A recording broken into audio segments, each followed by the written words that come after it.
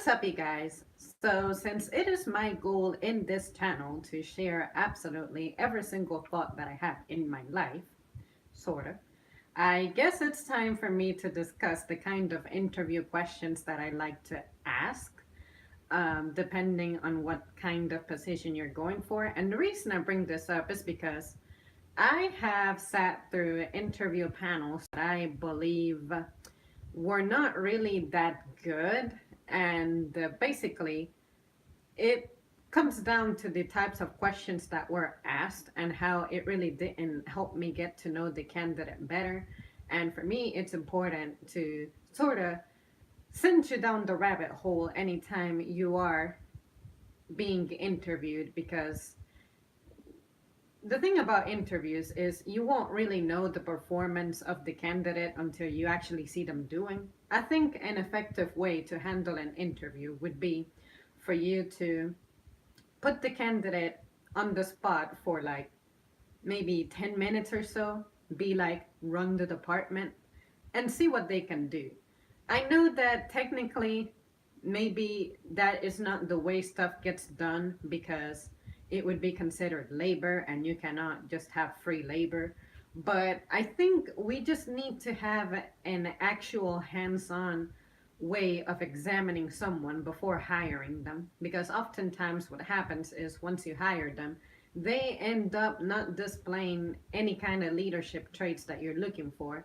And honestly, that ends up being a waste of time and resources. And that is something that honestly we cannot afford, and not everyone needs to be going through. So, anyways, so you may agree or disagree with the questions that I like to ask, which is cool. In fact, I encourage it. Let me know how you handle it if you're in a position where you get to interview people. And if you don't mind sharing, tell me what kinds of questions you like to ask and why you may agree or disagree to mine, or if you think that mine are good, or if you think that mine are bad and I'm part of the problem. Anyways, let's dive right into it. So, the first question, not necessarily the first, but one of the questions that I like to ask is, what do you love about your job? This is if I'm going for an entry level position. Say I'm new to a company and, of course, I want to start from the bottom up. I ask this question because it gives me an idea of what makes the person who's hiring me stay. And if I'm going to work closely with this person, I want to know what it is about the company that really draws them to be in a leadership role in this company, so that I may have insights before I'm even in the company. I can do all the research that I want on the internet, but nothing will ever compare to actually sitting down and conversing with someone who's already working in the department, in the store, in the company, whatever it is. Another question I like to ask is, what do you wish you could change about your job? And the reason I ask this is because nowhere you go is perfect. I know that every single facility that you go to, every single building, office, whatever, you will have things that you will look at and be like, well, this interferes with my ability to enjoy my job to the fullest. I wish I could change that. It can be anything from dress code, from attendance policies, from benefits, anything whatsoever that you could change about the job. And of course, procedures about the job itself. What would you change? Is there a step that you wish could be omitted? Is there a step that you wish could be implemented? Just any kind of modification. What would it be? And the reason I ask this is because, again, nowhere is perfect. I want to know what has the potential of frustrating people who work here. And this is a really good way for me to passively get an idea of what that is. And then, what is the atmosphere like regularly? I like to ask this because I like to avoid stress. And the best way for me to avoid stress is if I'm able to anticipate it.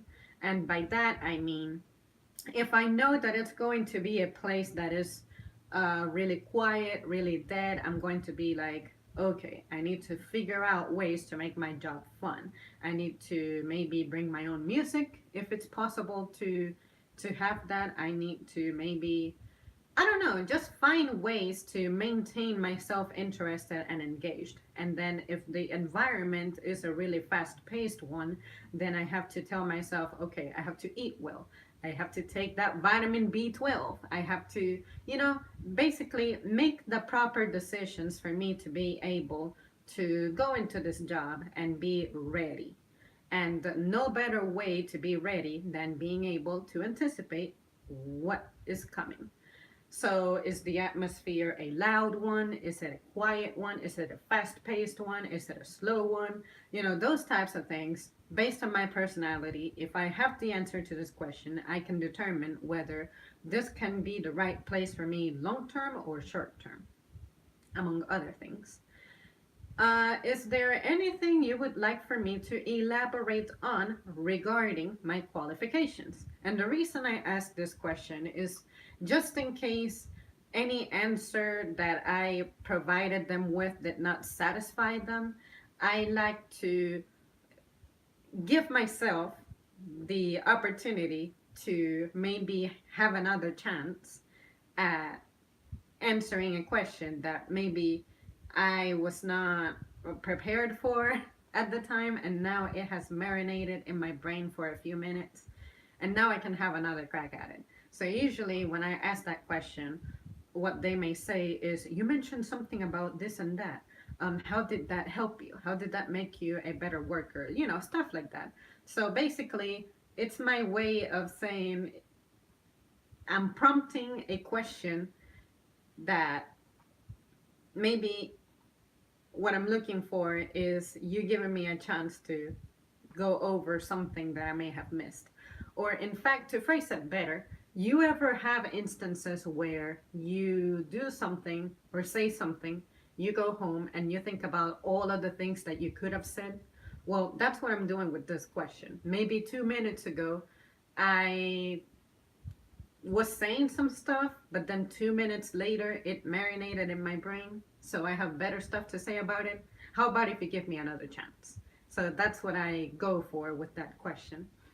And then, may I have an idea as to when I can expect for you to contact me? What I'm trying to say there is, um, am I wasting my time by waiting for you since I'm very interested in this job? Say that it's an interview for a place that you really, really want to get into, and then you have your secondary applications running that you're kind of like, I mean, I need the money, I need the job, so if they call me, great, but this is the one who I really want.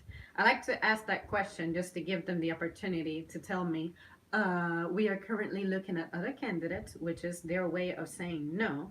And also, so that they know that I am interested in them. So, by me saying that, I am trying to be available, make my schedule available to where if you call me, say, at 8 o'clock, at 8 o'clock, I'm going to be like, okay, at 8 o'clock, around this time, I can expect for them to call me. So let me make sure that I am free and available in a quiet place and not busy to where I miss the call, and that, puts me at a disadvantage. So honestly, that's kind of what I go with that. Tell me yes or no right now, and if you really are considering me, then let me make sure that I am available for you so that I can speak to you. And then, is there anything else that I can answer for you? I like to ask that question just so that if there's anything, another drop of doubt that they may have lingering somewhere, I prompt it. So, yeah. And then, if it comes to, or sorry, when it comes to a higher position, say more of a leadership one, like supervisor or something, as opposed to entry level, the kinds of questions that I like to ask for the candidate, say that I'm not the candidate, let's say that this is someone else interviewing for a position.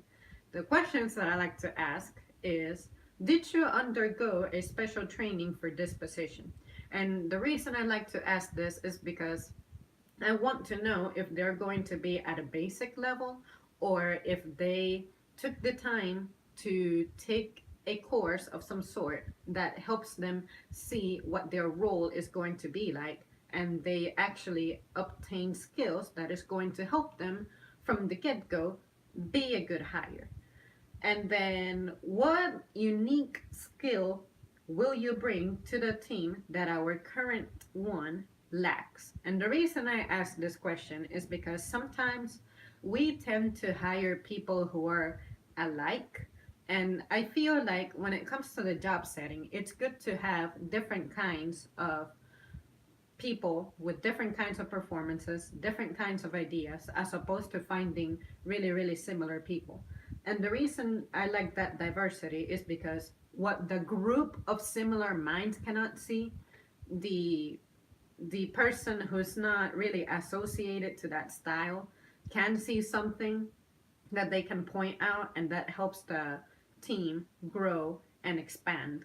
Because oftentimes, what I find is when you hire people who you're comfortable with, you are not challenged. You fall victim to routines, and then when the challenges emerge, you guys just don't know how to go about it. So if you hire people with different, let's say, strengths, I think that really makes the team prosper.